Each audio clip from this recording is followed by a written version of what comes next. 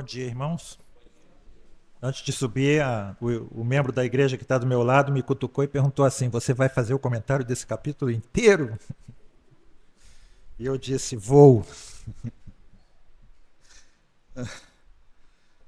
Irmãos, esse capítulo de Mateus é um capítulo muito importante, em particular para a ética cristã, porque ele trata aqui de 7 qualidades que devem caracterizar a forma como nós vivemos. Então eu queria que você acompanhasse aí, né? Reparem, o cidadão do reino, nós devemos possuir algumas qualidades. Então vamos ver essas 7 aqui que são destacadas. Em primeiro lugar, a qualidade da humildade está aí nos versos 1 a 4. Acompanhem com os olhos, por favor, o texto bíblico. O cidadão do reino dos céus possui, ou deve possuir, a humildade própria de um menino. E só quem possui a humildade própria de um menino é realmente cidadão do reino dos céus. Bem-aventurados os humildes, porque deles é o reino dos céus. A porta de entrada é a humildade.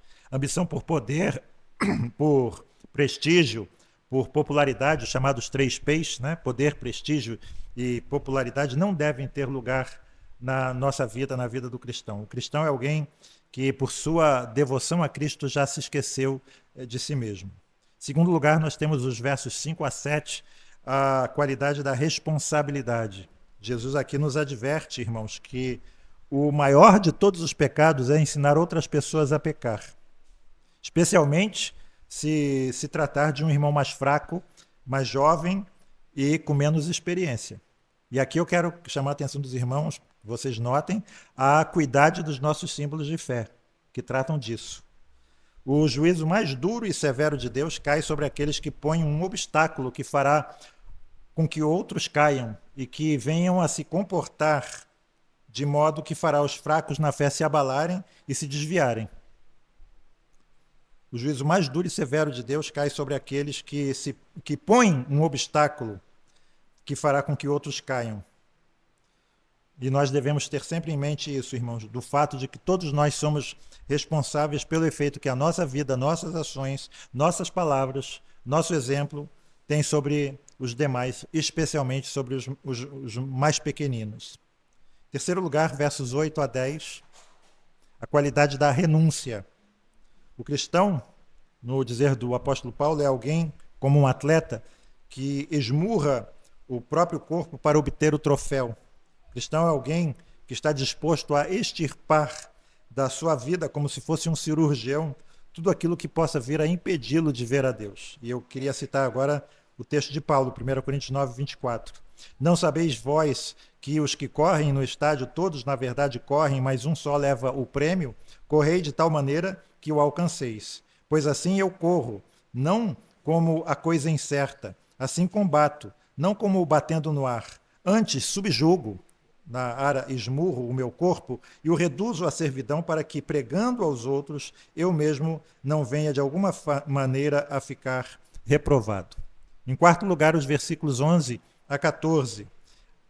O indivíduo deve ser cuidado, ou seja, a qualidade de cuidar do indivíduo, da pessoa.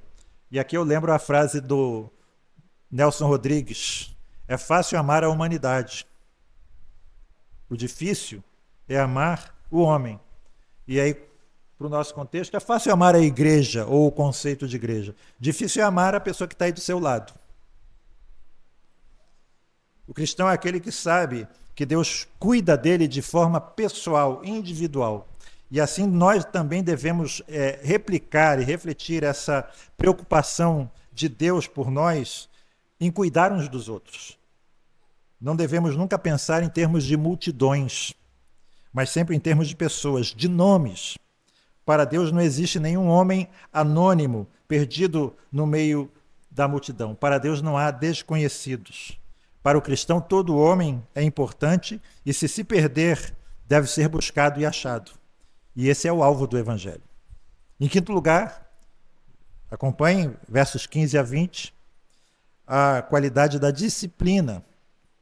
Reparem que a bondade e o perdão são qualidades cristãs, mas isso não significa de forma alguma que se deva permitir que o mal tenha liberdade e que alguém que está errado faça o que quer. A correção é necessária para que se volte ao bom caminho. A disciplina deve ser aplicada sempre acompanhada pela esperança do arrependimento e da reconciliação e nunca por um desejo de vingança. Em sexto lugar, versos 19 e 20, a qualidade da comunhão. Igreja, irmãos, é assembleia, é comunidade de fiéis, é congregação, é a comunidade da fé. A fé cristã, como nós vemos sempre, é essencialmente relacional e congregacional. A fé cristã é uma fé coletiva. Ela não pode ser vivida de forma individual e isoladamente. A salvação é vivida e expressa dentro de uma comunidade da fé. Os cristãos são pessoas que oram juntas. Os cristãos são pessoas que rendem juntas a Deus o seu culto.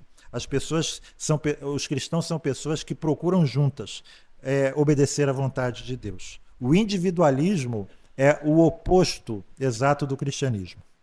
E, finalmente, em sétimo lugar, o espírito de perdão, versos 23 a 25.